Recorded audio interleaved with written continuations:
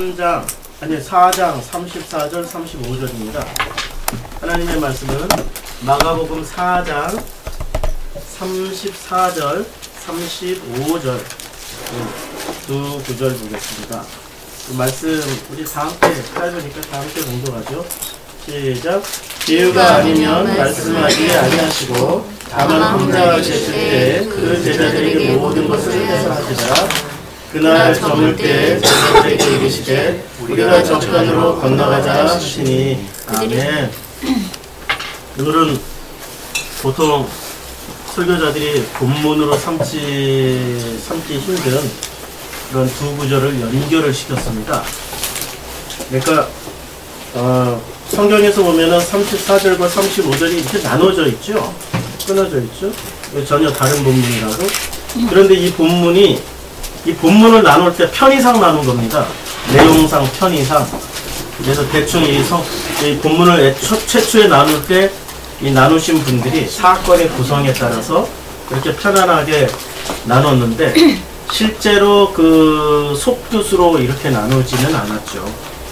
겉뜻으로 보이는 것을 가지고 나눴는데 저는 이렇게 본문을 34절, 35절을 연결해서 잡은 이유가 이 두 본문이 우리의 그 창세기와 출애굽기를 연결시켜주는 설명하는 본문이다 생각해가지고 이 두 가지를 이렇게 연결을 시켰습니다.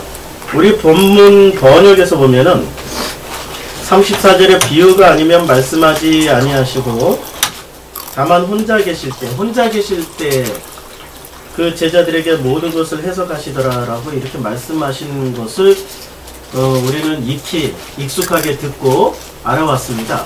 그런데 혼자 계실 때에 그 제자들에게 모든 것을 해석하셨다. 이 혼자 계실 때라는 게 어떤 의미인지 혹시 짐작해 보셨습니까? 혼자 계실 때. 그러니까 예수님 혼자 계실 때 제자들에게 찾아가셨든지 아니면 예수님 혼자 계실 때 제자들이 찾아왔든지 뭐 그런 장면이겠죠. 그런데 원어 성경에서는 그렇게 되어 있지가 않습니다. 이 혼자 계실 때라고 번역한 이 단어가 뭐냐면은 이디오스입니다. 이 헬라어로 이디오스인데 이 이디오스가 두 번이 나옵니다. 그러니까 혼자 계실 때 번역을 하려면 이렇게 번역을 해야 되죠. 그런데 이디오스 대 호 이디오스 이렇게 되어 있습니다. 그러니까 이디오스가 두 번 나와요. 예, 쓰면은 그냥 한글로 쓸게. 이디오스 대 호 이디오스. 그러면 호는 이게 관사죠. 이게 관사입니다. 그 다음에 이디오스라는 이 혼자 이걸 우리 성경에는 혼자 계실 때 이렇게 번역을 해놨어요. 이디오스라는 말을. 그러니까 처음부터 이렇게 쭉 읽으면은 뭐 코리스 대 파라볼레 우 랄레오 뭐 이렇게 쭉 나오는데 그 문장 가운데 이디오스 대 호 이디오스가 이렇게 나오는데 이 대를 다만 이렇게 번역을 했어요. 이게 밭이라는 영어로 밭이라는 단어이기 때문에 다만 혼자 계실 때 이렇게 번역을 해버렸어요. 요건 번역을 아예 안 했어요. 우리 한글 성경에서. 근데 이게 굉장히 중요한 단어입니다. 이걸 번역을 안 해놓으니까 문장이 전체가 다 읽기에 편안한 문장으로 번역은 했지만 본래 의미 전달은 하질 못했습니다. 본래 의미 전달은 이렇게 되는 거죠. 이디오스가 목적격으로 되어 있습니다. 목적어로 되어 있어요. 목적어는 혼자를 뭐 을을 이가로 번역을 해야 되잖아요. 여기 목적어는 무엇을 이렇게 번역을 해야 되잖아요. 호라는 관사는 역격입니다. 헬라에서 이 역격이라는 문법은 한글에도 없고 영어에도 없고 어디에도 없는 문법입니다. 이 헬라어에만 있어요. 이 역격이라는 이 문법은 어떻게 해석하려면 무엇 안에 어디 안에 이렇게 해석하면 되는 겁니다. 그러니까 이디오스 안에 이디오스를 이렇게 해석을 해야 되는 게 맞죠. 이디오스 안에 이디오스를. 그럼 이디오스는 어떤 뜻으로 1차적인 의미가 사전적인 의미가 뭐였냐면 이디오스의 1차적인 의미는 뭐냐면 자기에 관한 1차적인 의미가 자기에 관한 이런 의미가 있고요. 2차적인 뜻이 자기 자신의 3차적인 의미가 뭐냐면 이제 함축적으로 그러니까 이게 어떤 그 의미를 함축해서 사적인 혹은 구별된 이런 뜻이 있어요. 그러니까 이디오스를 혼자라고 번역을 하는 것은 3차, 4차의 의미를 갖다가 써버린 거예요. 원래 1차, 2차 자기에 관한 자기 자신의 어떤 이 번역을 갖다 쓴 게 아니고 이디오스를 3차, 4차의 의미를 갖다 썼어요. 그것도 문법을 무시하고 썼어요. 목적어로 번역을 안 하고 역격 자체는 아예 번역을 안 해버렸어요. 그러니까 이디오스 안에 이디오스를 어떻게 했어요? 이디오스 안에 이디오스를 파라볼레 비유로 말씀하셨다. 이게 처음에 시작하는 이 문장이 코리스라고 시작인데 무엇 아니며 그 다음에 코리스 대 파라볼레 우가 나옵니다. 헬라어에서 이 우라는 단어는 우라는 이 부정어가 굉장히 많이 나오거든요. 헬라어에서 이 성경 본문에서 이 우라는 이 부정어는 어디에 주로 쓰여진 강력한 부정입니다. 영어의 never가 가장 강력한 부정인가요? never에다가 never, ever를 붙인 부정어입니다. 우리가 영화 볼 때, 헐리우드 영화 볼 때 강력한 부정을 얘기할 때는 어떻게 얘기하죠? never만 하지 않고 never, ever, never, ever 계속 붙이죠. never, ever입니다. never, ever. 절대 안 된다라는 거죠. 그러니까 앞에 문장이 부정어, 코리스가 나옵니다. 코리스, 무엇 아니고 never, ever가 나옵니다. 그러니까 아니고 아니면 절대 아니면 뭡니까? 강력한 긍정이죠. 그러니까 비유로 이 사이에 뭐가 나오냐면 비유, 파라볼레 비유가 나옵니다. 파라볼레로 말씀을 주님은 오직 비유로만 말씀하셨다라는 뜻입니다. 이 문장이 비유가 아니면 말씀하지 아니하시고라는 뜻은 비유가 아니면 말씀하지 아니하시고 라는 이 뜻의 정확한 의미는 오직 비유로만 말씀하셨습니다. 오직 비유로만 말씀하셨고 다만 혼자 계실 때 말씀하신 게 아닙니다. 다만 혼자 계실 때 제자들에게 비유로만 말씀하셨다는 의미로 우리는 이렇게 우리말 성경이 이렇게 되어 있는데 이 뜻이 아니고 오직 비유로만 말씀하셨는데 무엇을 비유로 말씀하셨냐? 무엇을 제자들에게 해석해서 비유로 말씀하셨냐면은 호이디오스 안에서 이디오스를 해석해서 제자들에게 비유로만 이 아주 중요한 우리말의 강조입니다. 비유로만 말씀하셨습니다. 비유로만. 그러면 이디오스를 이걸로 한번 써볼까요? 호이디오스. 그러니까 자기 자신에 관한 자기 자신 안에서 자기 자신을 갖다 쓰면 1번 의미, 2번 2번 의미를 갖다 쓸 때 자기 자신 안에서 자기 자신을 해석해서 제자들에게 오직 비유로만 말씀하신 겁니다. 이게 본래의 뜻이에요. 마가복음 4장 34절은 그 의미가 자기 자신 안에서 오직 자기 자신을 제자들에게 비유로만 해석해서 말씀을 해주셨다는 뜻입니다.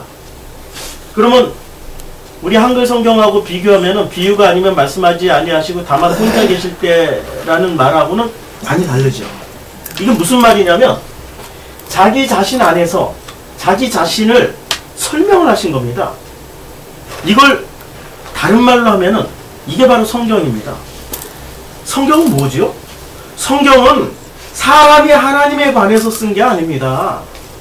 성경은 하나님이 하나님 자신을 풀어낸 말씀이 성경인 거죠. 지금 성경의 원리를 설명하고 있는 게 마가복음 4장 34절입니다.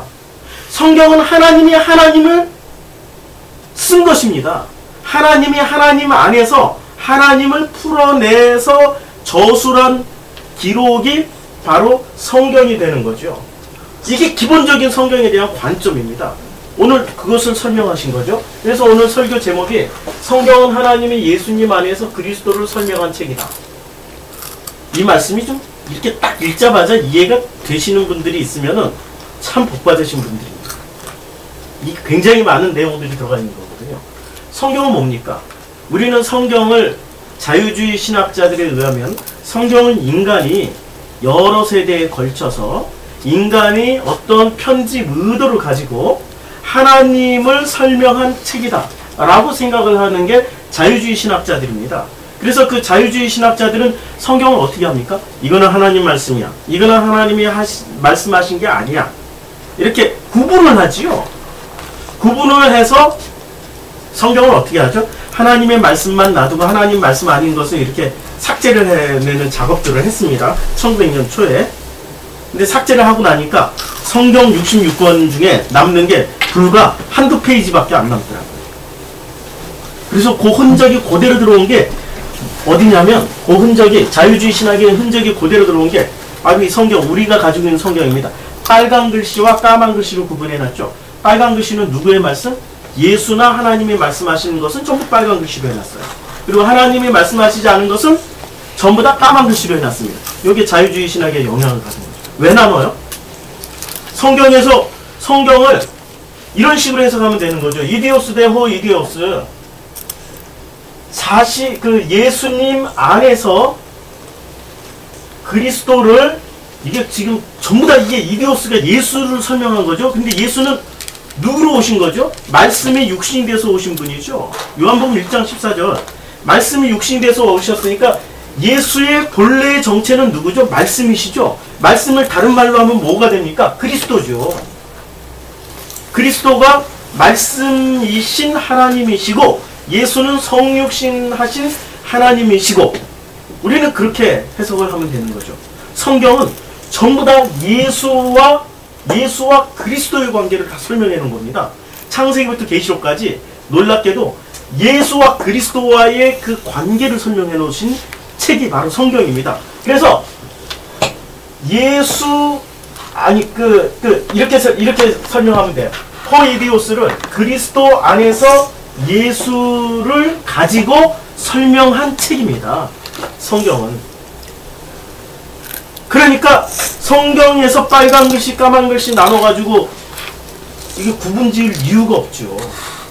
모든 말씀은 그리스도의 그 말씀이시고, 그리스도의 그 말씀은 예수를 통하여서 설명이 되어지고 있는 겁니다.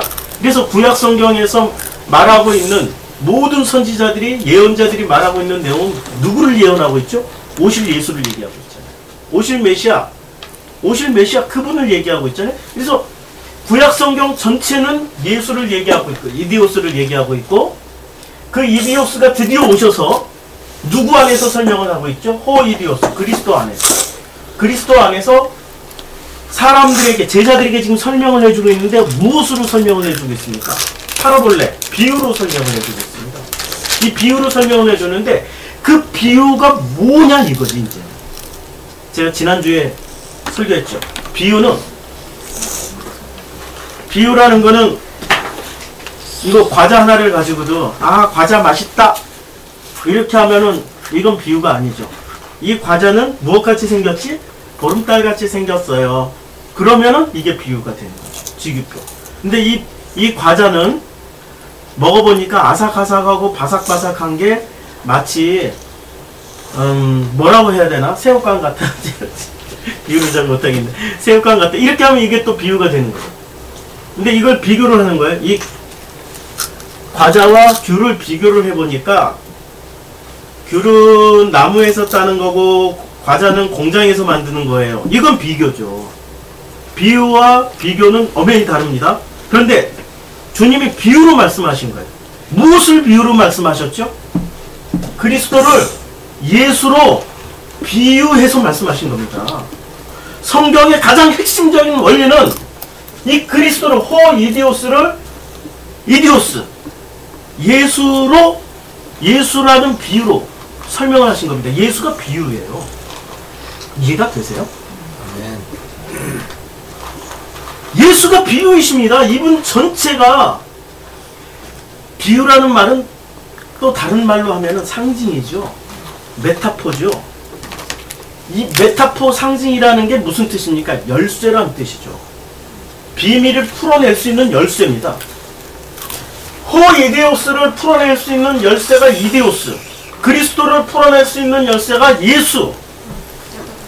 지금 이 문장에서 제일 중요한 게 이 부분인데, 한글 성경 이 부분을 번역을 혼자 계실 대로 그냥 번역해버렸어요. 얼마나 많은 내용이 사장돼 버렸습니까? 우리 개혁 성경을 번역하신 분들의 노고에 치아를 드립니다. 그러나 그분들이 속뜻을 알고 번역을 했으면 이 부분을 번역을 했을 거예요. 근데 속뜻을 모르고 말을 맞추는 거야. 이게 말을 문장을 매끄럽고 부드럽게 듣기 편안하게 만들려고 하다 보니까 어느 법칙에서 만든 거죠? 속뜻, 하나님의 질서, 호코스모스의 질서로 번역을 한 게 아니라 인간의 질서, 코스모스의 질서로 번역을 해놓은 거죠. 그래서 우리가 성경을 읽을 때 너무 쉽게 편안하게 읽히는 사람들이 있어요. 어떤 사람들은. 근데 그 속에 뭐가 들어가 있으면 편안하고 익숙하게 읽히죠. 내 속에 코스모스의 질서, 호코스모스의 질서가 아니라 코스모스의 질서가 있으면 너무 잘 맞아떨어져요. 어쩌면 이렇게 잘 맞아떨어지? 그렇지. 심령이 가난한 자는 복이 있어. 맞아. 마음에 애통하는 사람은 복이 있어. 맞아. 그들이 위로를 받는데. 왜냐면 온유하고 그리고 마음에 긍휼함이 있고 의에 줄이고 목마른 사람 복이 있대. 맞아. 전부 누구의 질서를 이해를 하기 때문에 그렇게 잘 맞아떨어지는 거죠. 코스모스. 지난주 설교했죠. 하나님의 질서가 호코스모스고 인간의 질서가 코스모스라면 하나님의 질서를 읽다 보면은 못 읽어요. 성경을 읽을 수가 없어요. 인간의 질서를 읽을 땐 너무 좋아. 너무 재밌어. 어쩜 이렇게 내 얘기하고 있는 거야? 그래, 나는 그동안 너무 마음이 심령이 너무 가난하게 살았어. 그리고 로마서 5장 3절 4절 읽을 때 환난은 인내를, 인내는 연단은 박해를, 연단은 소망을 이루는 줄 압니다. 이걸 읽을 때 맞아, 내 소망이, 내 삶이 너무나도 환난과 박해와 연단 과정이 있어. 그래서 소망을 주신데 그 소망이 뭘까? 했더니 그 소망은 성경은 이제 이렇게 이제 왜 껴있는 거야? 그 소망이 뭘까?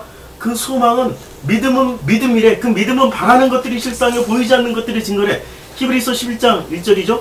바라는 것들의 실상에 보이지 않는 것들의 증거가 뭘까? 그래 하나님은 나를 위해서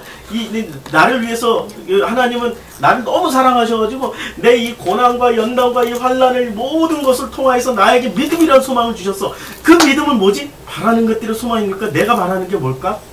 축복. 내가 바라는 게 뭘까? 이 고난과 환난을 넘어서서 더 위대한 어떤 상황으로 넘어가는 것. 이렇게 생각한답니다, 사람들. 이제까지 성경을 그렇게 꿰서 이해하고 그렇게 이해한 사람들이 설교를 하셨잖아요. 기독교 2000년 역사 동안에 이 패턴에서 벗어나서 설교를 했던 분들이 과연 몇 분이나 계실까요? 놀랍게도 별로 없다는 거죠. 전부 다 그 패러다임 안에 묶여 있습니다. 그 패러다임 안에 묶여 있으니까 예수께서 번역하기 힘드니까 이거는 아예 번역도 안 했어. 이데오스는 아예 번역도 안 해버리고 이데오스를 혼자로 딱 번역하고 혼자 계실 때 이렇게 번역을 해버린 거죠. 성경 번역학자들조차도 이렇게 번역을 할 정도로 우리의 가치관과 우리의 사고방식은 호코스모스의 질서 안에 들어가 있는 게 아니라 코스모스의 질서 그 패러다임 안에서 묶여서 우리가 벗어나지 못하고 있다는 겁니다. 이게 인류사의 비극 중에 가장 큰 비극입니다. 그러면 이 코스모스의 질서에서 호코스모스의 질서로 벗어나려면 어떻게 해야 되죠? 이거 이제 지울게요. 코스모스의 질서에서 호코스모스의 그 패러다임으로 이제 벗어나려면 어떻게 됩니까? 그게 쉬운 일인가요? 그게 무지무지하게 어려운 일입니다. 왜냐하면 나라는 존재 자체가 이미 어디에 기반을 두고 있냐면 이게 코스모스입니다. 이 우주 전체가 이거 그릴 수가 없어요. 우주 전체 이 하나님의 질서라는 게 무한하니까. 코스모스는 유한해요. 정해져 있어요. 근데 호코스모스는 이거 호자 맞죠? 호코스모스는 이거는 유한한 이게 무한한 세계입니다. 이거 우리가 이게 그 없을 무자가 무한하다. 끝이 없다는 거죠. 뭐 한자를 제가 몰라요. 무한 알긴 아는데 쓰질 못하겠네. 이거 너무 안 끝이 없는 한계가 없는 것은 무한하다고 그러죠. 근데 코스모스의 세계는 무의 세계예요. 그냥 이 호코스모스의 세계는 모든 게 없는 것처럼 보이지만 그러나 인터스텔라에서 그 마지막 장면에 보면 모든 게 없는 것처럼 보이지만 그 어떤 것 하나를 건드리니까 그 어떤 것 하나가 움직이면서 우주 전체가 움직이는 겁니다. 우리 손끝을 바늘로 쿡 찌르면 손끝만 아프나요? 그걸 아프다고 느끼는 온 몸이 아픈가요? 뭐 손 바늘로 하나 찔른다고 뭐 그 정도로 느끼진 않죠. 그냥 따가워하지요. 다리통 하나가 다리 하나가 잘려져 나가면은 그 사람은 다리만 아픈가요? 온몸이 아픈가요? 온몸이 아프죠? 우리 몸이 작은 우주라고 생각해 보세요. 이 우주 어딘가에서 사건, 사고가 났습니다. 코스모스 안에서 아주 작은 사건, 이 작은 사건이 바로 나라는 존재의 작은 사건이 일어났어요. 그러면 나라는 존재가, 아주 보이지도 않는 나라는 존재가 이 코스모스의 질서 안에서 사건, 사고가 일어났어요. 그러면은 코스모스 전체가 울리고요. 전체가, 이게 끈으로 다 연결되어 있어요. 전체의 신호가 시그널이 가고 어디까지 가죠? 코스모스 질서까지 다 들어가 버리거든요. 그리고 우리의 머리털까지 세시는 하나님이라고 말씀하시는 거죠. 우리의 모든 것을 다 감찰하시는 하나님이라고 말씀하시는 겁니다. 모든 우주는 다 연결되어 있어요. 우주의 기본 단위가 뭐로 되어 있죠? 이걸 가장 작은 거, 더 이상 쪼갤 수 없는 걸 뭐라고 그럽니까? 원자라고 그러나요? 이 원자를 살펴보니까 모든 원자는 여기 두 개로 이루어졌더라고요. 두 개. 이게 이제 양자 물리학에서 이걸 쪼갤 수 있다고 그러네요. 엄청난 에너지가 들어가야 이 두 개를 쪼갠대요. 딱 쪼개봤대요. 두 개를 쪼개고 났더니 이 두 개가 하나하나로 분리가 됐잖아요. 하나하나로 분리가 됐는데 양자 물리학에서 해봤대요. 과학자들이 해봤대요. 그런데 쪼개자마자 즉시 하나가 또 붙더래요. 신기하게. 이게 아직 하나님의 하나님의 영이 수면 위를 운행하시니라. 하나님의 영이 수면 위를 운행하시니까 쪼개자마자 또 하나가 딱딱 붙는 거야. 또 하나가 딱 붙어가지고 두 개가 돼서 유지가 되는 거죠. 만약에 쪼개가지고 이 두 개가 쪼개져서 하나밖에 안 남았다. 쪼갰더니 하나밖에 없더라. 그러면 어떻게 되죠? 이 세상에 구성하고 있는 모든 기본 단위가 일순간에 어떻게 됩니까? 다 사라지는 거죠. 이 과자의 원자와 이 귤의 원자가 다른가요? 다 쪼개고 나면 원자는 둘이 똑같아요. 너무 신기하죠. 이것도 똑같고 저도 똑같고 제 아내 최영이도 원자로 보면 똑같아요. 근데 그 원자가 하나로 쪼개지는 순간 어떻게 됩니까? 이 세상은 일순간에 사라져버려요. 무슨 얘기죠? 다 연결되어 있다라는 거예요. 하나라는 얘기입니다. 하나라는 얘기. 굉장히 다양하게 보이는 것처럼 보이지만 하나라는 얘기. 이 하나는 뭐죠? 이디오스 대 호이디오스. 그리스도의 그 말씀 안에서 예수를 통하여, 예수라는 비유를 통하여서 설명하시는 방식이 바로 이 방식이라는 거죠. 코스모스, 호코스모스의 그 방식이라는 겁니다. 그러면 코스모스로 오신 분이 누굽니까? 예수죠. 이분이 말씀이 육신이 돼서 오셨죠. 이분의 정체는 요한복음 1장 14절에 있죠. 말씀이 육신이 되어서 우리 가운데 거하심에 했던 이분이 바로 예수고요. 그럼 호코스모스로 지금 존재하시는 분은 누구시죠? 이분이 바로 그리스도입니다. 그러니까 그리스도 안에서 지금 이게 큰 단위죠. 그리스도 안에 있는 예수를 통하여서 이 예수를 비유로 설명해 놓은 책이 바로 성경입니다. 그래서 성경에 어디 더하거나 뺄 게 뭐가 있습니까? 주님이 말씀하시잖아요. 이 성경에서 1.1획이라도 빼거나 더하는 사람은 어떻게 한다고 그랬습니까? 그날에 심판받는다고 그랬습니다. 그래서 주님은 알파와 오메가라고 그랬죠. 처음 시작. 이분이 시작 이제 알파와 오메가로 하면은 누가 알파가 되겠습니까? 두 분 다 알파예요, 사실. 두 분 다 알파예요, 두 분 다 오메가예요. 같은 하나님이기 때문에. 근데 좀 이렇게 기계식으로라도 굳이 뭐 이런 식으로라도 이해하기 편하게 구분을 하자면 어떻게 됩니까? 이분이 알파요, 이분이 오메가가 되는 거죠. 이분이 오셔서 하신 일이 뭡니까? 십자가에 매달려 돌아가신 일. 이걸 보고 성경학자들은 무엇이라고 말씀하시죠? 심판이라고 말씀하시죠. 시작했으면 심판이 끝이죠. 그게 종말이잖아요. 시작이고 그리스도가 시작이고 예수가 종말이죠. 그러니까 알파와 오메가가 되는 거죠. 그래서 성경은 이 알파와 오메가로 모든 걸 다 설명하고 있습니다. 알파와 오메가 사이에 뭐가 들어가 있습니까? 알파, 베타, 감마. 이제 영어로 치면 A, B, C, D, E, F, G, 뭐 X, Y, Z 뭐 제일 마지막 작은 뭐지? A, B, C, D, E, F, G, X, Y, Z 뭐 어떻게 뭐요? 제일 마지막에 Z인가요? 이거죠? y, x 이렇게 쭉 나가죠? 이렇게 나가는데, 요게 알파고, 요게 오메가라는 뜻이죠. 그럼 요 사이에 뭐가 있습니까? b부터 시작해서 x, y까지. y까지 순차적으로 다 돼 있죠. B, C, D, E, F, G 이렇게 순차적으로 다 돼 있죠. 요 질서를 알파와 오메가를 통하여서 요 질서를 다 배우고 가르쳐 주는 게 성경이라는 겁니다. 이걸 다 가르쳐 주는 내용이 이게 성경이라는 거예요. 성경은 다른 걸 얘기하는 게 아닙니다. 호코스모스이신 그리스도와 예수를 통하여서 알파와 오메가를 통하여서 이 코스모스라는 이 B부터 시작해서 Y까지를 다 설명해 주는 게 성경입니다. 그래서 성경을 통하여서 뭘 배우는 거죠? 그리스도이신 예수를 배우는 겁니다. 예수가 그리스도였고 그리스도가 예수였네? 아니 우리는 다 안 되니까요. 우리는 교회 나가자마자 예수 그리스도 이름으로 기도했습니다. 아멘. 예수님 이름으로 기도드렸습니다. 아멘. 그리스도 예수 이름으로 기도드렸습니다. 아멘. 우리는 교회 다니자마자 그걸 다 배우니까 우린 다 안 되니까요 했죠. 뭘 알아요? 그리스도가 누군지를 어떻게 알아요? 모르잖아요.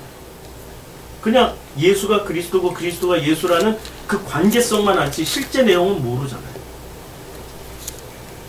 실제 내용은 뭐죠? 예수가 그리스도고 그리스도가 예수라는 그 실제 내용. 이 실제 내용은 이런 거죠. 실제 내용은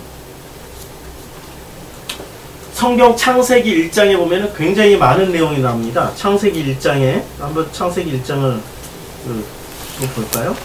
창세기 1장에 보면 땅이 혼돈한 태초에 하나님이 천지를 창조하셨죠. 근데 이게 호코스모스와 코스모스의 관계를 설명한 겁니다. 이 그림을 잘 이렇게 기억을 해두시고 이게 이 그림을 잘 따라오셔야 됩니다. 다시 중요한 거기 때문에 제가 다시 그릴게요. 여기 코스모스고 이게 호코스모스입니다. 호코스모스. 그러면 코스모스는 예수, 코스모스는 그리스도. 자, 이제 이 관계를 성경은 어떻게 설명하고 있냐? 1장 1절에 태초에 하나님이 무엇을 창조하시죠? 천지. 땅으로 오신 분이시잖아요. 하늘에 계신 분이시고요. 그렇죠? 그 다음에 땅이 혼돈하고 공허하며 흑암이 깊음 위에 있고 하나님의 영은 수면이. 땅이 혼돈하고 공허하며 흑암이 깊음 위에 있어요. 혼돈하고 공허하며 흑암이 깊음 위에 있는 존재가 누구죠? 그 존재가 나예요. 나. 다른 사람이 아니라 바로 나예요. 이제 나를 요 중간에 이 나라는 존재를 설명하기 위해서 천지가 하늘 땅으로 오신 이분이 설명을 하시기 시작하는 겁니다. 이게 이데오스 호이데오스의 본래의 속뜻입니다. 자, 1장 3절 하나님이 이르시되 빛이 있으라 하시니 빛이 있었어요. 빛이 있으라고 하니까 빛이 있죠. 그리고 빛이 하나님이 보시기에 좋았다. 하나님이 빛과 어둠을 나누셨어요. 그럼 빛은 여기서 누구시죠? 아니 호코스모스 그리스도 이분이 빛이죠. 근데 이분이 빛인데 빛인데 어디로 오셨습니까? 이 빛이 땅 흑암의 세상으로 오시니까 이분은 어디에 속해 있는 분이세요? 예수는 어둠에 속해 있는 분이시죠. 요한복음 1장으로 한번 가볼까요? 요한복음 1장에 보면 자 1장 5절 빛이 어둠에 비치되 어둠이 깨닫지 못하다. 빛이 어둠에 오셨어요. 근데 어둠이 깨닫지 못하는. 그러니까 이 나라는 존재가 지금 어떤 존재입니까? 나라는 존재가 다시 창세기 1장 2절로 다시 창세기 1장 2절로 가면 나라는 존재는 어때요? 첫째 공허, 둘째 흑암, 그 다음에 흑암이 깊음 위에 있어요. 그것도 깊은 흑암 이렇게 되어 있죠. 그러니까 이 빛이라는 그리스도가 어둠이라는 어디로 오신 겁니까? 실제로 땅은 누구예요? 나. 그러면 이 어둠은 또 누구예요? 로 오신 분이에요. 나에게 오신 분이에요. 나에게 오셨는데 이게 구원의 패러다임입니다. 이걸 알아야 돼요. 빛이 어둠에 오셨어요. 그래서 어둠에 오셔가지고 이 땅이 예수님이 이 빛이 그리스도가 요것을 오늘 본문에 하면은 이디오스. 이분은 그냥 이디오스. 배는 저 접속사 받치예요. 그러니까 이디오스고 그냥 이디오스예요. 이분이 코스모스고 그냥 코스모스시고 예수고 그리스도고 이디오스가 지금 누구에게 온 거예요? 예수라는 이름으로 나에게 오신 거예요. 이게 창세기 1장의 내용입니다. 전부 1장 전체가 전부 이 내용이. 창세기 1장 4절이 그래서 하나님이 오시니까 내 안에서 뭐가 나눠지니까 빛과 어둠으로 나눠집니다. 왜? 이분이 빛이시니까 오시자마자 내 안에 오시자마자 나는 이분이 오시기 전까지 뭐였습니까? 공허, 흑암, 깊은 흑암이었어요. 그리스도의 그 빛이 오시자마자 나는 뭐로 바뀝니까? 빛으로 드러나는 영역이 생기기 시작합니다. 그런데 여전히 나는 아직도 빛과 어둠이 공존하는 그런 땅입니다. 그리고 1장 6절 궁창이 있는데 1장 하나님이 이르시되 물 가운데 궁창이 있어 물과 물로 나뉘라 하시고 하나님은 궁창을 만드사 궁창 아래의 물과 궁창 위의 물. 여기는 그러면 위 궁창, 여기는 아래 궁창. 두 개로 나뉘죠. 위아래로 지금 나누고 있습니다. 자, 이걸 나누는데 어떻게 된 7절 하나님이 궁창을 만드사 이렇게 나누고 8절 하나님이 궁창을 하늘이라 부르시니라 저녁이 되고 아침이 되니 이는 둘째 날입니다. 왜 순서가 저녁이 되고 아침이 됐죠? 순서가 지금 여기서 성경이 1장 9절에서 저녁에서 아침으로 이렇게 갑니다. 그리고 이 패턴은 여섯째 날까지 그대로 가요. 저녁에서 아침으로 그대로 갑니다. 저녁이 되고 아침이 되고 저녁이 되고 아침이 되고 저녁이 되고 아침이 되고 저녁이 되고 아침이 되고 그대로 이 패턴으로 합니다. 왜 저녁이 되고 아침이 됐죠? 저녁은 뭡니까? 저녁은 밤, 저녁은 어둠, 아침은 낮, 빛, 밝음 이렇게 해석이 되죠? 이 패턴입니다. 처음에 나는 뭐였습니까? 저녁이었죠. 빛이 들어왔어요. 하늘에 있던 빛이 나에게 들어오니까 어둠과 빛이라는 게 나눴어요. 그리고 위 궁창과 아래 궁창으로 나눴습니다. 그러니까 나는 지금 어떤 존재가 되는 거죠? 나뉘어서 뭔가를 볼 수 있는 존재가 되기 시작하는 겁니다. 이런 존재. 그러니까 우리는 본래 저녁이었어요. 우리는 본래 밤이었고 어둠이었습니다. 본래 밤이었고 어둠이었던 나에게 하나님은 어떻게 말씀하십니까? 저녁이 되고 아침이 되고 이 패턴을 바로 가져갑니다. 1장 30절 마지막 절 31절 보면은 하나님이 지으신 그 모든 것을 보시기에 심히 좋았더라. 저녁이 되고 아침이 되니 이는 여섯째. 보시기에 저녁이 되고 아침이 되는 패턴을 보시기에 심히 좋았다라고 말씀하셨어요. 정말 심히 좋았다라고 말씀하시고 2장에 딱 넘어가니까 어떻게 되냐면 천지와 만물이 다 이뤘습니다. 2장 1절에 딱 들어가니까 어떻게 되니까 천지가 한문으로 안 써. 천지가 어떻게 되니까 하나가 되는 거죠. 나누셨잖아요. 2장 1절에 천지와 만물이 다 이루어지니라. 그리고 2장 2절에 하나님이 그가 하시던 일을 일곱째 날에 마치시니 그가 하시던 모든 일을 그치시고 일곱째 날에 안식하시니라. 그리고 하나님이 그 일곱째 날을 복되게 하사 거룩하게 하셨으니 이는 하나님이 그 창조하심에 만드시는 모든 일을 마치시고 그날에 안식하셨습니다. 안식으로 드디어 합쳐진 이 천지가 빛, 그러니까 하늘, 땅, 빛, 어둠, 윗궁창, 아랫궁창 더 살펴볼게요. 1장을 더 살펴볼게요. 그 다음에 이 모든 내용들을 보면은 자, 땅은 이제 뭐를 내요? 1장 12절 땅은 풀과 각기 종류대로 씨 맺는 채소와 각기 종류대로 씨 가진 열매는 나무를 내고 뭘 만듭니까? 셋째 날 씨를 만들고 나무를 만들죠. 열매 맺는 나무. 열매 맺는 나무를 만드는데 요게 어디에 만들어지죠? 요게 땅에도 있죠. 땅에 그대로 만들어지죠. 요 씨. 씨는 왜 하늘에도 존재하고 나무는 왜 하늘에도 존재하죠? 신기하죠? 여기 성경에는 안 나와 있는데 씨를 뭐라고 그랬습니까? 말씀이라고 그랬잖아요. 말씀은 어디에 있어야 되는 거예요? 이 영역에 있어야 되는 거죠. 나무 중에 열매 맺는 나무 중에 생명나무. 이게 지금 열매 맺는 나무가 무슨 나무를 얘기하겠어요? 무슨 뭐 과일나무? 복숭아? 사과나무? 이런 거 얘기하나? 아니라니까요. 열매 맺는 나무는 지금 생명나무, 선악과 이런 거 말씀하고 있는 겁니다. 이게 하늘에 있던 게 어디로 내려와요?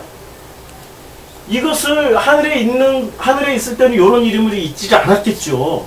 인간이 알아먹으라고 지금 코스모스의 세상에 말을 할 때는 선악, 생명 이런 걸로 말을 했죠. 선악, 생명으로. 자, 그 다음에 넷째 날 큰 광명체를 넷째 날 뭘 만듭니까? 광명체를 만들어요. 이 광명체를 만드는데 해, 달, 별 뭐 이렇게 만들죠. 해, 달, 별은 원래 어디에 있었어요? 이쪽에 호코스모스에 있었어요. 호코스모스 첫째 날. 첫째 날 보면은 하나님이 이르시되 빛이 있으라 하니 빛이 있었어요. 1장 3절에. 첫째 날 이 빛이 있었어요. 첫째 날 이 빛이 어떻게 발전을 합니까? 하늘에 본래 있었어요. 그리고 요게 해, 달, 별을 광명체를 넷째 날 만들었죠. 그러면 셋째 날 만들어진 게 뭘 만들었어요? 이걸 이제 세대주의적으로 해석하면은 해석이 안 되는 점입니다.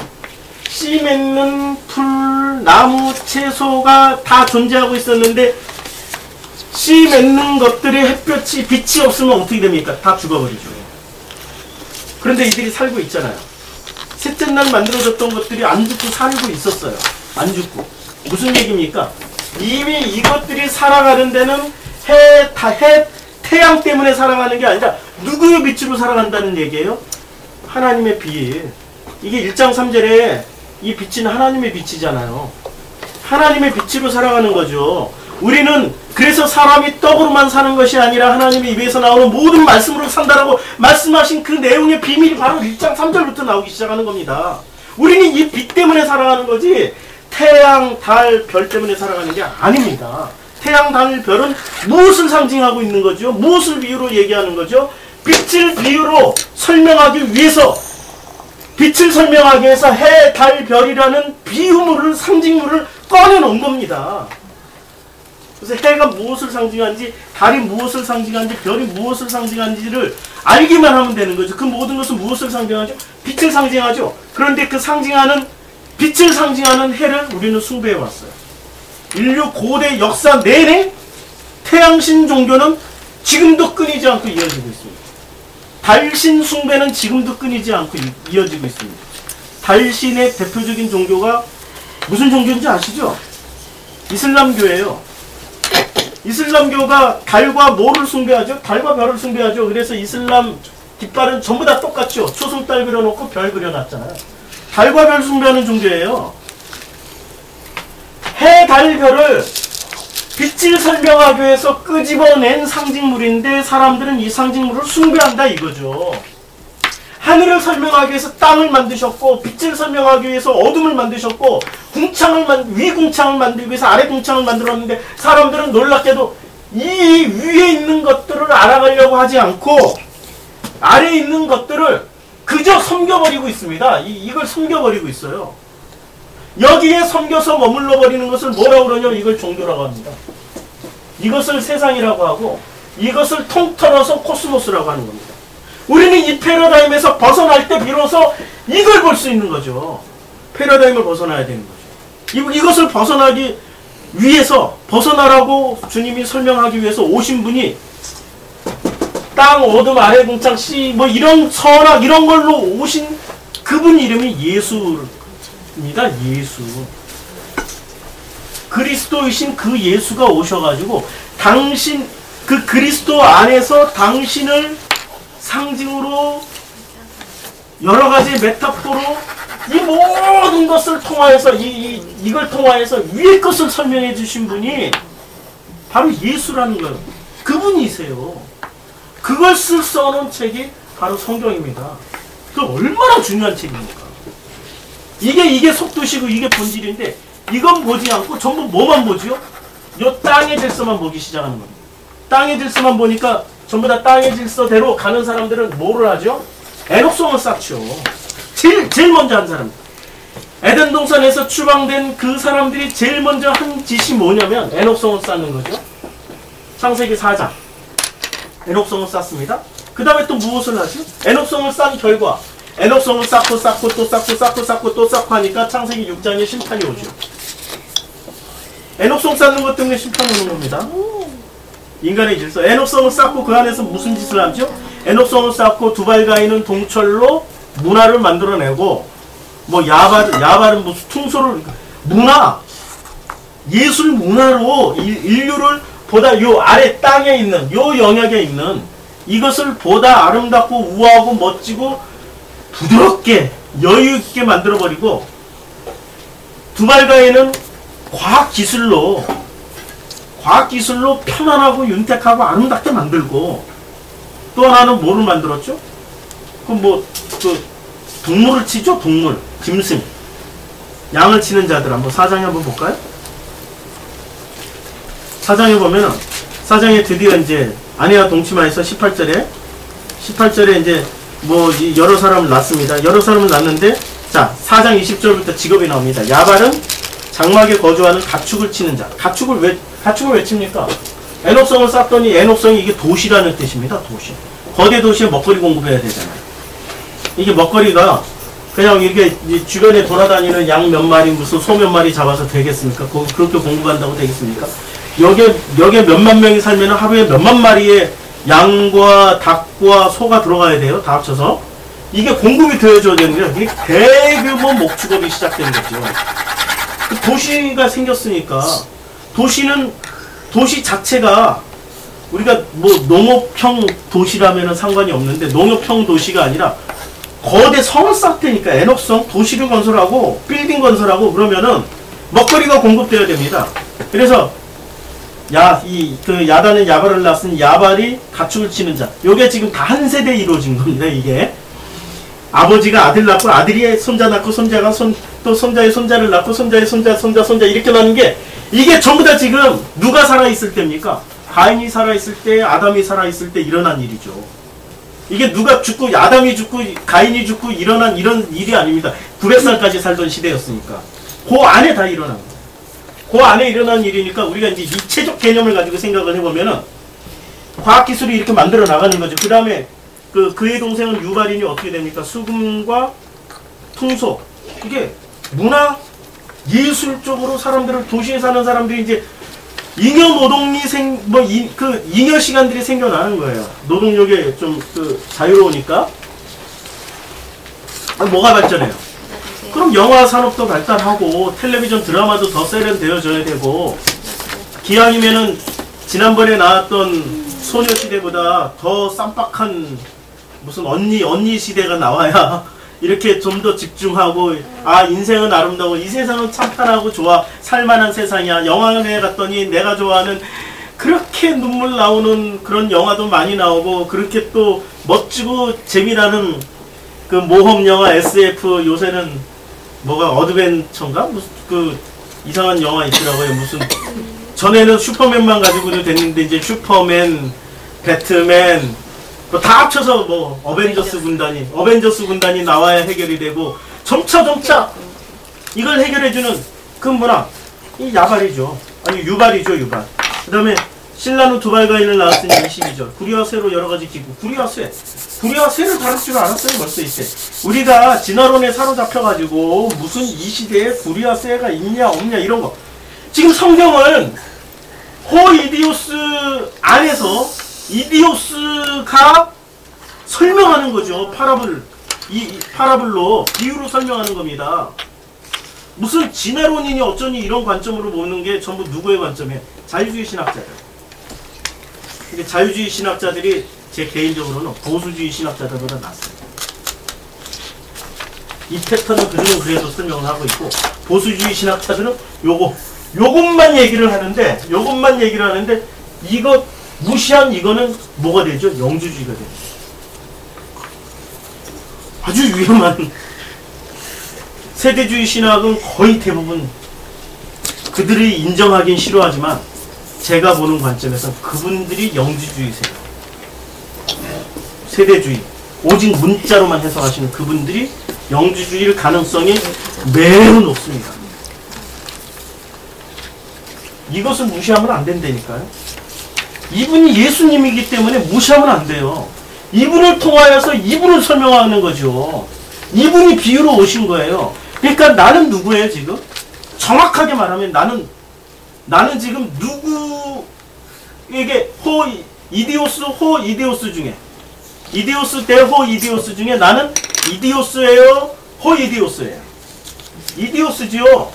그러면 나는 지금 뭐로 설명을 하고 있는 거예요? 하나님이 나를 설명하는 방식이 전부 땅, 어둠, 아래 궁창, 씨, 성하라 이런 걸 다 나를 설명하고 있어요.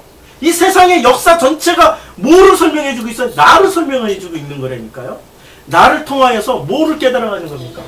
호디오스를 깨달아가는 거죠. 이게 성경이에요. 근데 사람들은 이것을 빼놓고 어디로 가요? 우리는 그저 하늘나라, 천국만 가면 돼. 천국만 가면 돼. 얼마나 이기적이에요. 이거 빼버리고 천국만 가자고 얘기하는 분들이 정말 이기적이지 않아요? 나만 구원받으면 된다고 생각하는 거야, 나만. 오직 나만 구원. 와, 오직 나만 구원받기 위해서 이 땅의 것들을 다 버리고, 이 땅의 것들을 다 짓밟아 버리고, 하늘나라만 보고 가는 그 사람들이 모인 곳이 천국이라고 하면은 무섭죠? 얼마나 목적지향적인 사람들이에요. 굉장히 무서운 거예요, 그거는. 거기 가면 목적지향적인 사람들만 있어요. 지금 드라마 미생에 목적지향적인 사람, 일이 목적이야. 거기는 가족관계, 인간관계 다 안 나와. 가족관계 요만큼밖에 안 나와. 90%는 오직 목적은 뭐예요? 그 회사를 위해서 열심히 일하잖아. 가족이나 이런 건 안 나와. 그런데 가면은 그 속에 속해 있을 때는 행복해요. 그런데 계약직이라서 불안해. 잘릴까봐 불안해. 그때부터 그 사람은 그 행복이 깨지기 시작하는 거예요. 그 속에 속해서 그 속에 함께 굴러갈 때는 그냥 뭐 그렇게 그런 대로 행복해. 그런데 그것을 객관적으로 딱 계약직이 돼서 딱 보는 순간 그런 고백을 하죠. 장그래가 나는 일을 하고 싶을 뿐입니다. 우리가 돼서 그 우리라는 걸 확인하기 위해서 일을 하고 싶을 뿐입니다. 그런 고백을 하는 거죠. 근데 그 속에서 딱 빠져나오는 순간 그 모든 패러다임, 행복의 패러다임이 다 깨져버리는 거죠. 그렇잖아요. 하나님이 두 개를 짝으로 주셨을 때는 두 개가 다 소중하다는 겁니다. 코스모스의 질서에서 코스모스의 질서를 알고 두 개가 얼마나 소중한지를 인정하고 알게 되고, 그리고 코스모스의 질서 안에 들어와 있는 이 순간에도 코스모스의 질서에서 배웠던 것들이 하나도 무익한 게 아니라 전부 다 유익함을 알게 될 때, 그때 주님은 말씀하시죠. 십자가상에서. 십자가를 우리는 이렇게 설명하잖아요. 십자가를 제가 참 멋지게 한번 그려볼게요. 이제까지 어떤 패러다임. 십자가상에서 다 이루셨다. 뭐? 아래와 위를 다 연결해서 다 이루셨다. 누구를? 나라는 존재를. 이 옆으로. 이게 십자가죠. 맞잖아요. 이게 다 이루신 사건입니다. 위 아래를 통하여서 나를 다 설명해버리는 사건이 십자가입니다. 그래서 예수님이 당신이 드디어 비유로서 다 자기 자신의 그 모든 말씀을 다 하시고 다 이루셨다라고 말씀하신 게 그게 바로 십자가 사건입니다. 그래서 우리는 이 십자가 사건에서 확인할 수 있는 게 뭐냐? 이제 다시 창세기 2장으로 넘어가요. 창세기 2장에서 천지와 만물이 다 이루어집니다. 이 십자가 사건이 드디어 다 이루신 사건이죠. 그렇죠? 십자가 사건이 다 이루신 사건, 어떤 사건입니까? 천지와 만물이 다 이루어지는 사건이죠. 요게 요한복음 19장 그 19장 사건입니까? 그 이게 다 이루셨다라고 말씀하신 그 사건이 여기서 이루어졌어요? 다 이루셨어요? 다 이루시고 그는 무슨 날로 들어갑니까? 죽음으로 들어가시죠? 죽음으로 들어가는 게 그게 몇째 날이죠? 여섯째 날에 죽임 당하시고 이분이 일곱째 날에 죽음으로 들어가시죠. 그 죽음을 뭐라고 그러죠? 안식. 그래서 우리 기독교인은 죽어야 된다는 거예요. 그게 다나토스의 죽음. 이 죽음이 있는 사람. 십자가에서 우리는 뭐 십자가를 통과해야 된다. 뭐 복음을 설명할 때는 십자가를 통과해야 된다. 예수 십자가가 전부다. 십자가만이 모든 것이 완성이 되라고 했는데 십자가 내용이 뭐야 그럼? 이게 내용이죠 이게. 이게 십자가의 내용입니다. 여섯째 날 다 마치시고 일곱째 날 안식으로 들어가는 2장 1절 창세기 2장 천지와 만물이 다 이루어지고 십자가에서 이루어지고 2장 2절 하나님이 그가 하시던 일을 일곱째 날에 마치시니 그가 하시던 모든 일을 그치시고 일곱째 날에 안식으로 들어가신 게 이게 바로 십자가에서 죽음이고 완성이죠. 죽음 후에는 뭐가 있습니까?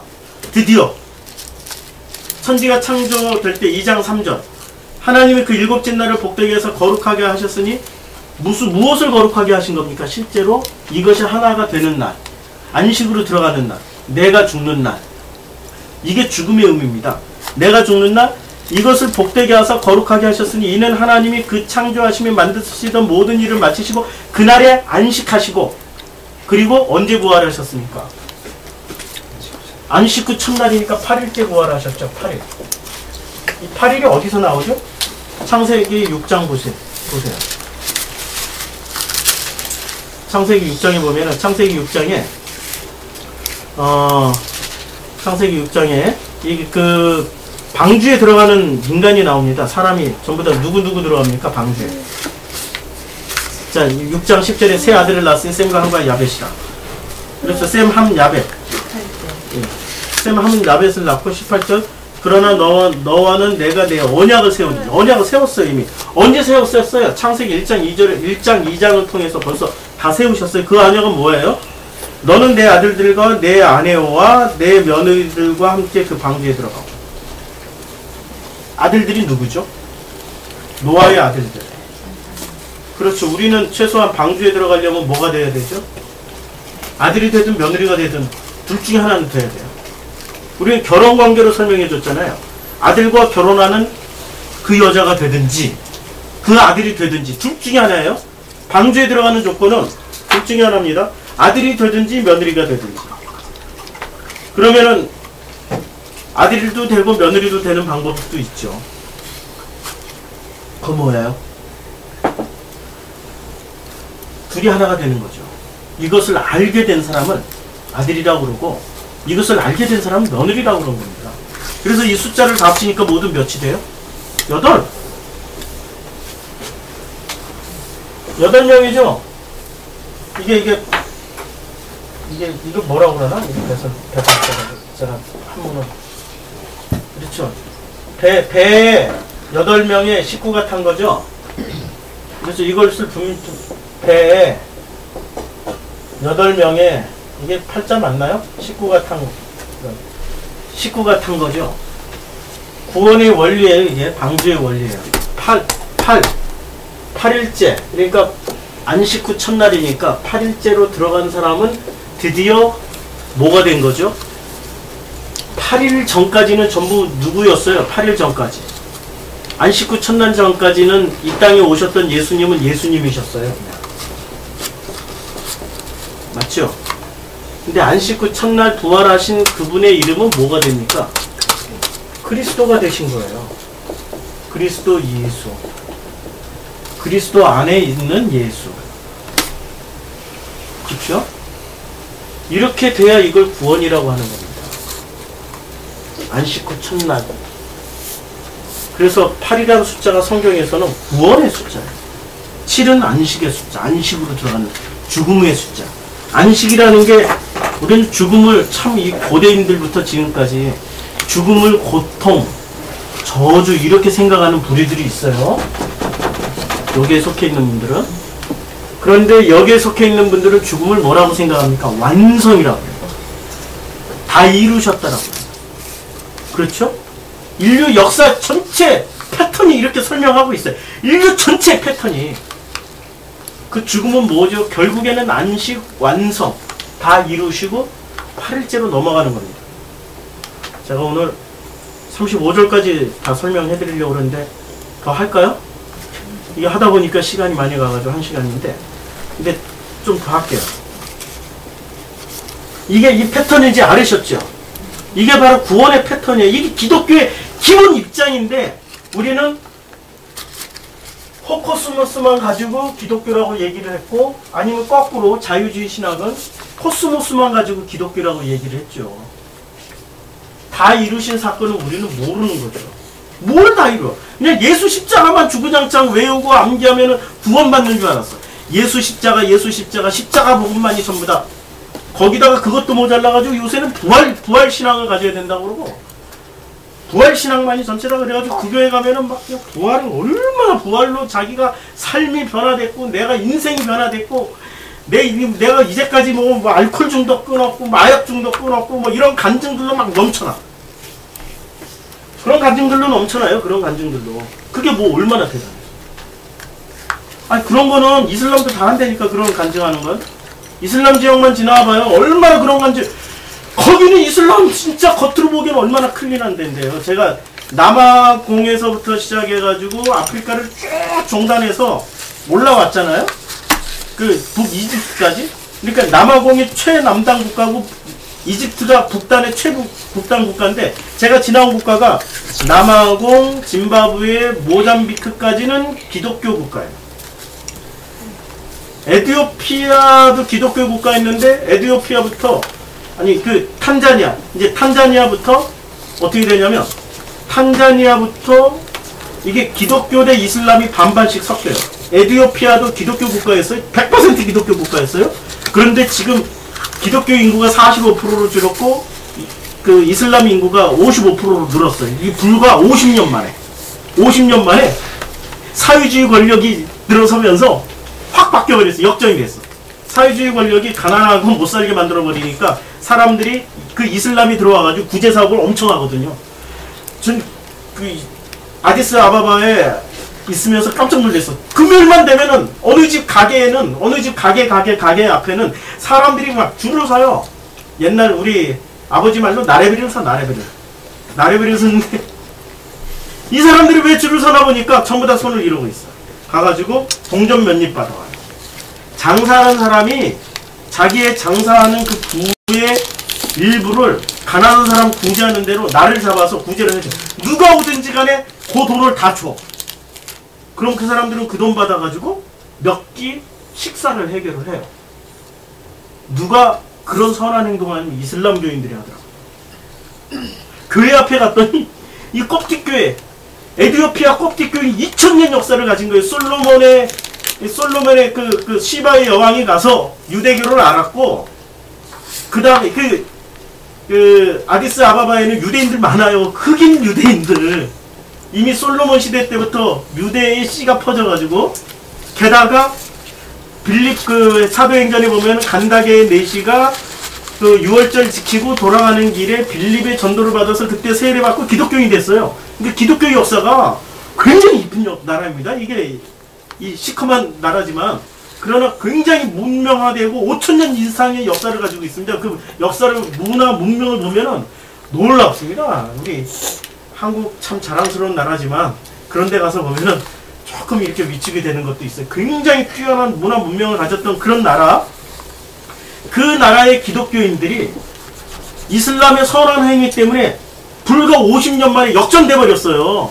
이슬람 교인이 거의 없었다니까. 역전돼 버렸어요. 그리고 이슬람인들로 구성되어 있던 그 밑에 독립한 국가 이름이 S 뭐라 그러는데 잃어버렸어요. 독립해서 인구 8천만 대, 인구 100만도 안 되는 나라, 200만도 안 되는 나라하고 싸워가지고 졌어요. 그래가지고 그 나라 독립해버렸어요. 해안가를 다 뺏겨버려가지고 해안선이 없는 나라, 에티오피아, 내륙 국가가 돼버렸습니다.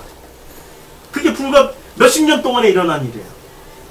기독교 국가가 그렇게 순식간에 역전도 되더라고요. 뭐 때문에? 이 땅의 질서를 잘 지키는 종교 때문에. 그 종교인들이 들고 일어나니까 감당을 못하는 거예요. 기독교가 얼마나 사상 누각에 서 있습니까? 꼽틱교회 가서 보니까 알겠어. 교회 앞에 사도행전 3장에 어떤 모습이 나오죠? 그 거지가 누워 있어요. 아니 안진뱅이가 앉아 있고, 그러면 이제 사도들이 걸어가는데 이렇게 구걸을 하고 있는 장면이에요. 그 앞에 그 안진뱅이가 앉아 있다면 수많은 환자들이 누워 있다는 거예요. 그 성전에 들어가는 사람들로 하여금 이제는 선한 일을 해서 자기네들은 도움을 받고, 선한 일을 하는 사람은 그 선을 쌓고 복을 받고 구원을 받으라고, 이 가난한 사람들이 전부, 가난하고 힘들고 병든 사람들은 전부 어디가 있냐면 교회 앞에 가 있어요. 사도행전 3장의 모습입니다. 에티오피아 교회 갔더니 전부 그 모습이에요. 교회마다 냄새가 막 나서 못 걸어. 냄새가 얼마나, 이게 환자들이니까 그 앞에 지나가려면 사람들이 전부 누워있고 거의 뭐 죽어가는 사람들, 우리나라의 기도원 풍경이에요. 그냥 기도원 가면은 그러잖아요. 죽어가는 사람들을 뭐 병원에서도 못 고친다, 뭐 못 고친다 그러면 기도원 데려다 놓고 어떻게 기적이라도 한번 바라고 이러고 있잖아요. 그런 풍경이 벌어지고 있어요. 사람들이 전부 누워가지고 구걸도 안 해. 이렇게 구걸도 안 해. 그들이 선한 행동을 하면은 복을 받으니까 그냥 자기네들은 또 선한 행동을 하고 있는 거야. 그들로 하여금 선한 행동을 할 기회를 줬으니까. 아주 굉장히 당당하세요. 아니 맞는 얘기지. 굉장히 당당하세요. 이런 사람들에게, 그 가난한 사람들이 많은 나라에 이슬람이 들어오니까 한 방에 역전시켜버리죠. 2000년의 기독교 역사를 불과 몇십 년 만에 확 뒤집어 엎어버리는 게 이슬람이에요. 그 이슬람의 역사가 이렇게 이제 남아공부터 기독교 국가, 이슬람 국가를 막 섞어서 넘어오다가 에티오피아 지나면서 이집트 딱 들어오니까 이집트는 90% 기독교예요. 아니 90% 이슬람이에요. 기독교 대 이슬람 지역의 차이가 뭔지 아세요? 기독교 지역을 지나올 때는 위험합니다. 이슬람 지역을 지나올 때는 안전해요. 지금 보면 막 이슬람 전쟁 나오고 그러죠. 전쟁 지역만 빼놓고 전쟁 안 하는 지역은 안전해요. 밤 늦게 돌아다녀도 위험할 일이 없어요. 기독교 지역은 해 딱 떨어지면 위험합니다. 남아공 얼마나 위험하냐? 남아공, 짐바브웨 얼마나 위험하냐? 짐바브웨 거의 90% 기독교인들이에요. 이슬람 5%도 안 됩니다. 이슬람이 아직 자리를 못 잡은 땅, 대한민국하고 짐바브웨입니다.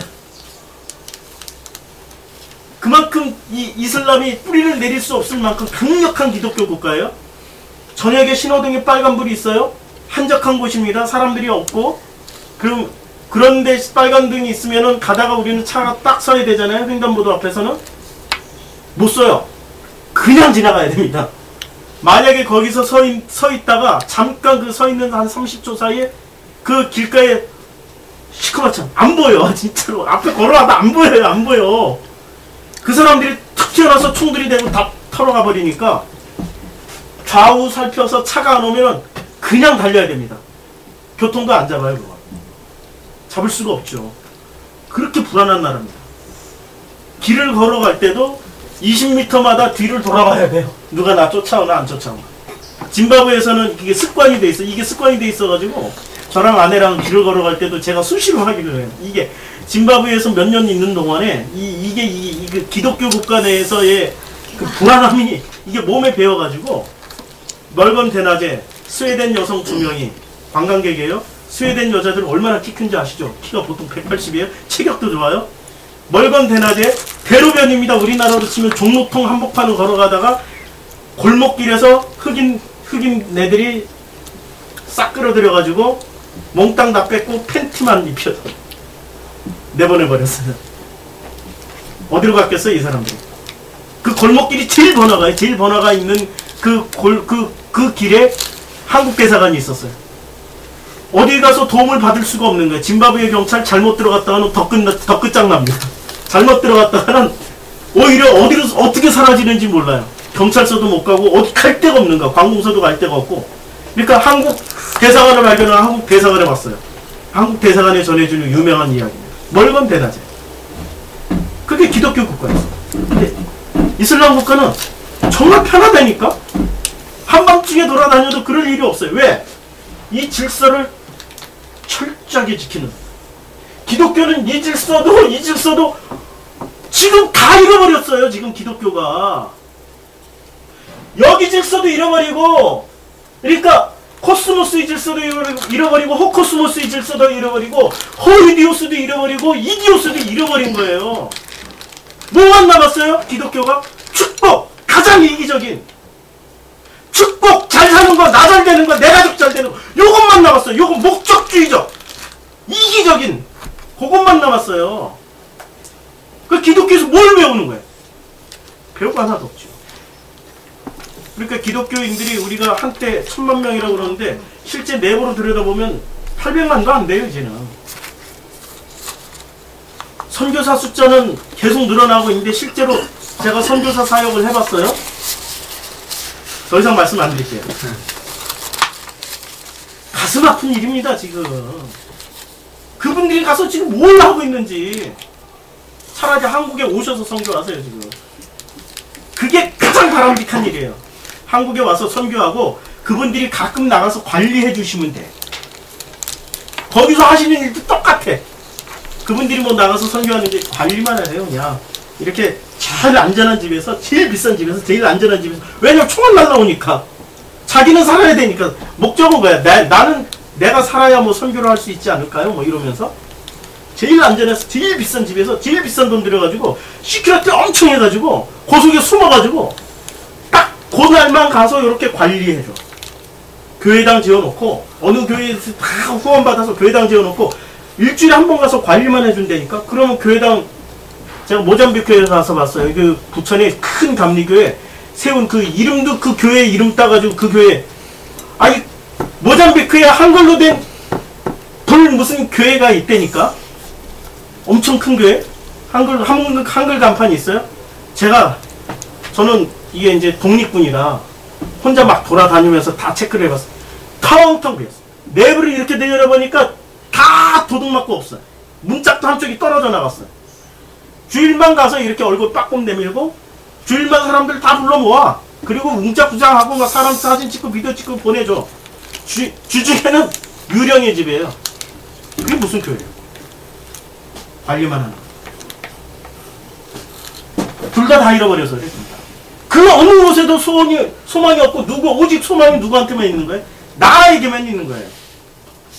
나는 여기서 죽어야 되는데 나라는 존재는 여기서 십자가에서 죽어야 된단 말이에요. 안 죽고 이 땅에서도 잘 살고 기왕이면 하늘에서도 잘 살고 싶은 이 교리를 지금 이것을 성경을 통해서 풀이해주고 있는 게 종교화된 기독교잖아요. 우리는 요것만 배우고 살았어요. 이제까지. 저도 40년 신앙생활 하는데 요것만 배우고 살았다니까. 근데 이걸 알게 해주신 주님이 얼마나 감사한지 모르겠어요. 이게 복음입니다. 복음은 다른 게 아니에요. 내가 죽어서 이 두 개가 하나라는 걸 알게 되는 거예요. 예수가 그리스도구나. 그리스도가 예수시구나. 이거 아는 겁니다. 이걸 설명해 놓은 게 마가복음 4장 34절입니다. 근데 이걸 알게 되면 어떻게 되죠? 이걸 알게 되는 그 순간, 우리는 어떻게 됩니까? 35절에 보면, 제가 많이 설명 못 드리고, 35절은 이게 헬라어로 이렇게 돼 있죠. 카일레고 아우토스 엔 에케노이스 허 헤메라 이렇게 돼 있습니다. 허 헤메라. 그날 저물 때. 근데 이 그날이라는 게 그날 저물 때 그날을 얘기하는 게 아니고 그날 저물 때는 무슨 얘기냐면 그날 저물 때를 주님이 레고 말씀하셨을 때 누구에게 제자들에게 말씀하실 때 그날 저물 때는 뭐냐면은 우리가 건너가야 될 때를 말씀하신 겁니다. 우리가 건너갈 때 어디로 건너가요? 저편으로 건너가자고 그랬죠? 성경에 보면 저편 35절은 번역 잘했어요. 35절은 인정. 35절은 번역을 잘했어요. 그날 우리가 저물 때 어디로 건너가요? 저편으로 건너가요? 우리가 이걸 전부 다 알았어. 드디어 나는 죽었어. 예수 안에 죽었어. 알았어. 그러면 어떻게 됩니까? 우리는 이 사람은 어디로 가냐면은 이 사람들은 건너편으로 건너가야 돼요. 이 건너간 사건이 어디서 나옵니까? 출애굽기에서 나오죠. 광야로 건너가야 돼요. 광야로. 그냥 이 번역은 여기서는 그냥 건너편으로 건너가자 이렇게 돼 있습니다. 저편으로 건너가자. 저편이 어디입니까? 광야로 건너가는 사건이 드디어 일어나게 됩니다. 언제? 그날 그날 일어나게 되는 거죠. 우리에게 그날이 있어야 되는 겁니다. 죽는 걸로 끝나는 게 아니에요. 죽는 걸로 구원의 확증 받은 걸로 끝나는 게 아니야. 구원의 확증을 받았다. 그러면 어떻게 그날이 이루어졌어요. 이게 이제 여기까지가 그날입니다. 그날은 어떤 날이냐면 여기까지 이루어진 날이 그날입니다. 그렇죠? 여기까지 이루어진 날이 그날이에요. 이 시스템이 드디어 기독교가 이거구나. 복음이 이거구나. 성경이 이 말을 하는 거구나. 이것을 아는 그날이 바로 그날입니다. 이 그날 어떻게 되죠? 주님은 건너가요. 건너편으로 건너가요. 어떻게? 출애굽하는 겁니다. 어디서? 우리가 알고 있는 그 모든 곳에서 출애굽하라는 겁니다.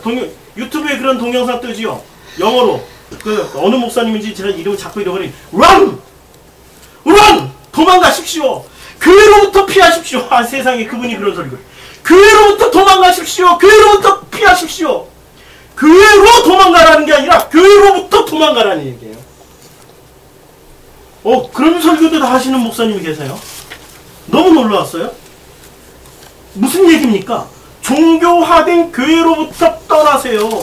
거기는 더 이상 구원이 없습니다. 거기는 더 이상 하나님이 없습니다. 거기에는 복음이 없습니다. 이런 얘기잖아요. 화석화된 교회로부터, 종교화된 교회로부터 run! 그만 가십시오. 그리고 동영상은 9.11 테러 빌딩 무너지는 동영상 올려놨을 거예요. 그래서 막 뛰어가는 사람 그런데도 도망가라고? 그것도 이용당하더라고. 세속주의 종말론자들에게 그런 동영상까지도 속뜻은 알지는 못하고. 그날 우리는 우리가 이 시스템을 알게 된 그날, 복음을 알게 된 그날, 우리는 하나님이 어떻게 하십니까? 우리로 하여금 건너가자라고 말씀하십니다.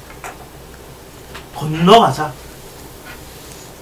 영어로는 어떻게 말을 하고 있죠? let us 이렇게 말씀하고 있어요. 영어 성경에는 let us pass over 이렇게 얘기하고 있습니다. 자, 우리 함께 건너가자.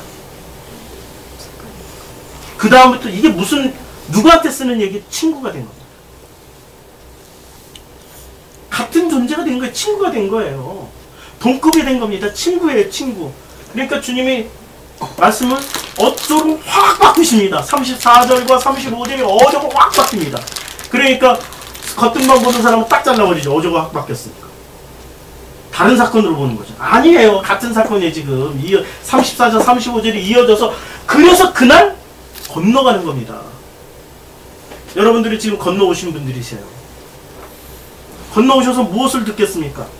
건너와서 우리가 뭘 알아야 되는 거죠? 건너왔어요. 이제 건너와서 뭘 알아야 되는 거죠?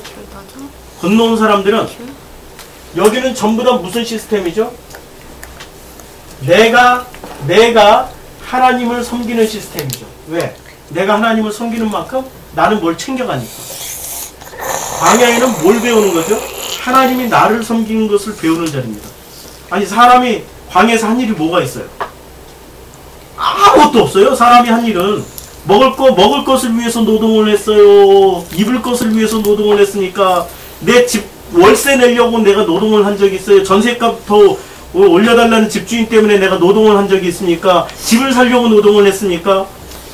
고기를 하나 더 먹으려고, 자녀들에게 더 맛있는 과자 하나 사주려고 내가 노동을 했습니까? 노동 안 했다니까? 광야에서는 하나님이 다 먹여주고 입혀주고 재워주시면서 오직 하나만 가르쳐줬어요. 내가 너희를 섬기는 거야. 이거 가르쳐줬는데 인간이 건너온 그날을 경험한 그 사람들조차도 건너와 놓고 요건 못 견뎌요. 이쪽 뿌리가 얼마나 강력하게 붙잡고 있는지 못 견뎌요. 견딜 수가 없어. 몸이 근질근질해가지고 에너지가 넘쳐가지고 견딜 수가 없어요. 몸이 근질근질해가지고, 아니 입이 먼저 근질근질해. 비판하고 싶어서 미치겠어. 막 눈에 보인다니까. 이거 다 할 때 이제 더 잘 보여. 막 들었더니, 그래서 지식으로 들으면 안 됩니다. 지식으로 듣는다면은 반드시 넘어져요. 그래서 선악과의 특징이 뭡니까? 지식이에요. 선악과의 가장 큰 특징이 지식입니다. 하나님을 아는 지식이 생겨버린 거예요. 맞죠? 하나님을 아는 지식이 생긴 그 사람은 모든 걸 뭐로 봐요? 비판으로. 비판의 원리는, 비판의 핵심의 내용은 뭐죠? 내가 다 알아. 내가 중심이야. 그쵸. 자기가 높아지는 원리가 두 가지가 있어요. 스스로 낮아지는 원리가 있고, 자기가 높아지는 데는, 이건 이제 지울게요. 자기가 높아지는 데는 원리가, 그 방법이 두 개가 있습니다. 자기가 높아지는 방법이. 여기까지만 놔두고, 요걸 요렇게 마무리 짓고, 자기가 높아지는 방법에는 두 가지가 있어요. 하나는 뭐냐면은, 자기가 높아지는 방법은 자기 자신을 낮추는 겁니다. 이게 높음이고, 이게 낮음이라면, 자기 자신을 낮추면은 누가 높인다고 그랬어요? 주님이 높여주신다고 그랬잖아요. 그런데 자기가 높아지는, 전부 다 여기에 있어요. 여기 있어요. 요게 이렇게 살아가요? 다 죽여버리는 거예요. 자기 혼자만 홀로 남아있는 겁니다. 근데 자기가 높아지잖아요. 근데 남을 죽이는 방법이 총으로 죽일 수는 없잖아요. 뭐로 죽여요? 말로 죽여요. 말로 죽인다니까? 자꾸 비교하고 비판하고 견제하고. 미생에서 보면은, 미생에서는 참 직장생활을 너무 드라마틱하게 아름답게 잘 그렸어요. 실제로 대기업 공무원들 사회에 제가 공무원 출신이잖아요. 그리고 또 학교에서도 있어봤잖아요. 그러니까 그 시스템이 뭐냐면, 대기업 시스템이나 공무원 시스템은 이렇게 돼 있어요. 신입사원 많고, 과장 요만큼, 부장 요만큼, 뭐 전무 뭐 상무 이만큼, 사장 하나예요. 요 자리까지 이 많은 사람들이 다 올라갈 수 있나요? 여기까지 다 못 올라가죠? 여기까지 다 못 올라가요. 누군가를 떨어뜨려야 돼. 누군가를 떨어뜨리려면 어떻게 해야 돼요? 계속 씹는 거야. 이 사람 없으면 이 사람 씹어야 돼. 요 사람 안 보이면은 여기들끼리 여기를 씹어야 돼. 나 없으면 저 사람들이 다 모여서 씹어. 요게 그 장그래 시스템이에요. 장그래는 요새 안 그러지. 이게 그래 하는 사람들이 살아남아야 되니까. 요 자리까지 올라가야 되니까. 유일한 방법은 그거밖에 없는 거예요. 대한민국이라는 사회는 그래서 뒷담화가 센 거예요. 자리는 하나고 사람은 많고. 요 시스템대로 살아갈 수밖에 없는 게 이게 인간 구조란 말이에요. 그날이 된 그 사람들. 그러나 그날이 된 그 사람들이, 자, 그날이 됐어도 습성이 그대로 남아있는 거야. 요 나라는 거. 흑암과 공허와 이런 그 어둠의 습성이 그대로 남아있는 거야. 그리고 끊임없이 자기가 섬겨서, 그때는 자기가 신을 섬겨서 높아질 수 있었지만, 요때는 신을 섬길 수가 없는 거야. 신이 섬겨버리니까. 그러니까 그 다음부터는 신을 섬기는 행위의 그 에너지를 가지고 누구를 두드러 패요? 그날이 된 사람들을 두드러 패요. 전부 넘어온 사람들이잖아요. 여기를 비판 안 해요. 여기를 그리워하면서, 잘 보세요. 성경 본문은 애굽을 그리워하면서 그날이 된 사람들을 비판해요. 제일 타겟이 누가 됐어요? 모세. 그들은 툭하면 이렇게 했대. 모세! 나 이리 나와봐! 모세! 너 이리 좀 나와! 모세! 너만 하나님 음성 들었어. 우리도 들었다니까. 등불 누르고 한번 대결해볼까? 여기를 비판하는 게 아니라 여기를 비판해줘야 되는데, 여기를 비판하는 게, 여기를 그리워하면서 모세를 비판하고 있어요. 그날이 된 사람들이. 이게 바로 우리가 왜 넘어질까, 섰다 생각할 때 넘어질까 조심하라고 그러는지, 그 말씀에 그 깊이를 이제 알아야죠. 그래서 우리가 공동체가 필요한 겁니다. 함께 가야 됩니다. 안 그러면 내가 잘 가고 있는지 못 가고 있는지 나는 모른다니까. 왜냐하면 나는 항상 내가 최고라는 생각으로 살아가요. 나가 전부다라고. 왜냐하면 선악과 따먹은 하나님을 아는 지식을 가진 그 사람들은 스스로를 뭐라고 생각하죠? 신처럼 되리라고 했으니까 신이 되어버렸어요. 전부 기준이 뭐가 되어 있습니까? 나. 하늘의 아버지, 땅의 예수님의 그 기준에 서 있지 않고요. 내가 기준이 돼버린 거죠. 그걸로 다 판단하고 그걸로 재면서 살아갑니다. 그날이 된 사람조차. 그럼 이제 그날에서 그 다음은 어떻게 해야 되죠? 다음 주 설교. 기도하겠습니다. 주님 감사합니다. 이데오스 대호 이데오스, 그리스도 안에서 예수를 통하여서 그 예수라는 비유를 가지고 우리에게 설명해 주시는 아버지 하나님의 그 은혜가 참으로 놀랍고 감사합니다. 이제 코스모스를 통하여서 이제 호코스모스를 알게 해주신 주님, 이제는 이 모든 비밀들을 아는 사람들을 주님은 그날, 알게 된 그날 우리를 건너가게 하십니다. 건너가서도 우리가 애굽의 습관을 버리고 오직 그날로 살아가는, 그래서 마지막까지 하나님의 아들이 되고 며느리가 되어서 그 방주에 탈 수 있는 그런 사람들로 우리가 축복받기를 원합니다. 우리 모든 삶을 주께 부탁드리오니 주님 인도해 주시고, 그날을 살아가는 우리들이 이제는 아들의 삶이 무언지 며느리의 삶이 무언지 알아서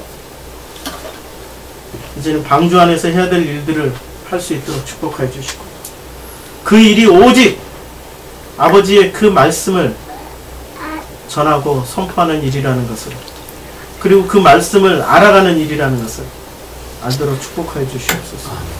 예수님의 이름으로 기도드렸습니다.